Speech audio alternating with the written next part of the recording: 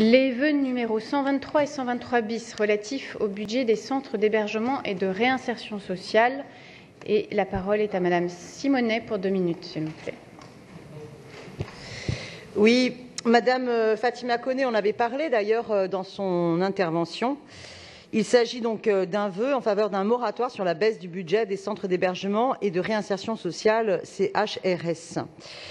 Les principales associations, Croix-Rouge, adhérentes de la Fédération des acteurs de la solidarité, en charge de la gestion des centres d'hébergement, dénoncent le plan d'économie du gouvernement à destination des CHRS d'un montant de 57 millions d'euros d'ici la fin du quinquennat, qui ne sera compensé que de façon dérisoire, à hauteur de 6%, par les crédits du plan pauvreté et qui vise notamment à financer la politique du logement d'abord.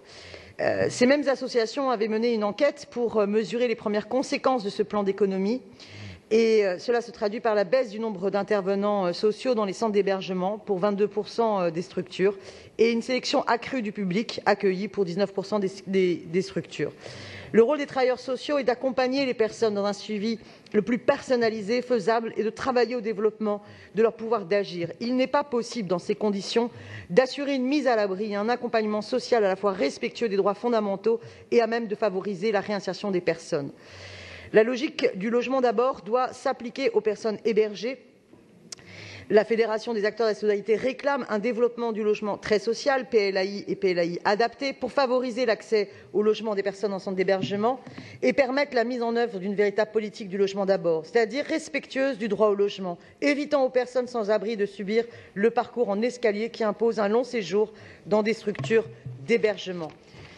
Le temps m'étant compté, je ne peux hélas pas développer tous les éléments de mon vœu, mais je souhaiterais à travers ce vœu que la maire de Paris interpelle le gouvernement pour demander un moratoire sur le plan d'économie de 57 millions d'euros qui vise les CHRS, que la mairie de Paris assume de financer, au-delà de ses compétences, des places d'hébergement pour répondre à l'urgence humanitaire et que la mairie de Paris décide de réorienter sa politique de production de logement social avec une priorité accordée au logement abordable, donc PLAI. Je vous remercie.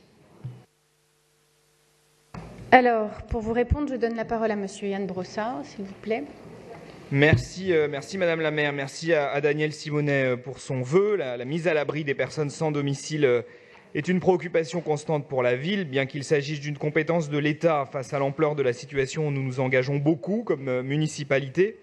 Nous disposons aujourd'hui de plus de 21 000 places d'hébergement d'urgence et d'insertion, ce qui représente 50% des places de la métropole du Grand Paris. En parallèle de l'ouverture de places pérennes, la ville mobilise dès qu'elle le peut des sites dans ce qu'on appelle son domaine intercalaire, c'est-à-dire des locaux municipaux. Il y a 2 semaines d'ailleurs, avec Karine Petit, maire du 14e arrondissement, nous avons visité le nouveau centre d'hébergement géré par Emmaüs, boulevard Jourdan, qui est destiné à devenir un immeuble de logement social. Et en attendant, il accueille pendant 2 ans 280 personnes. Malgré tous nos efforts, la ville de Paris ne peut pas agir seule. Il est indispensable que l'État pérennise les places d'hébergement ouvertes pendant l'hiver. La stratégie de l'hébergement au thermomètre doit cesser et a bien montré ses limites avec les vagues de grande chaleur que nous avons connues. Il est également temps que l'État use enfin de son droit de réquisition sur un certain nombre d'immeubles vides que nous lui avons signalés. Enfin, j'en appelle au gouvernement pour qu'il renonce à son plan d'économie sur les budgets alloués aux centres d'hébergement qui auraient des conséquences désastreuses. Vous le dites d'ailleurs et vous avez raison.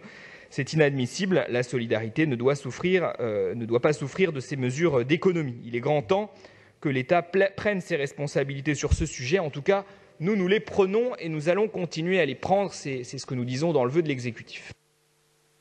Donc, en réponse au vœu numéro 123, l'exécutif a déposé le vœu numéro 123 bis. Est-ce que votre vœu numéro 123, Madame Simonet, est retiré au profit de celui de l'exécutif, s'il vous plaît ? Non, puisque le vœu de l'exécutif ne reprend pas tous les points.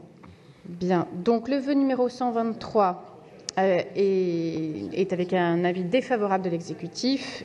Qui est pour? Qui est contre? Qui s'abstient? Il est rejeté. Je mets aux voix le vœu numéro 123 bis de l'exécutif. Qui est pour? Qui est contre? Qui s'abstient? Il est adopté.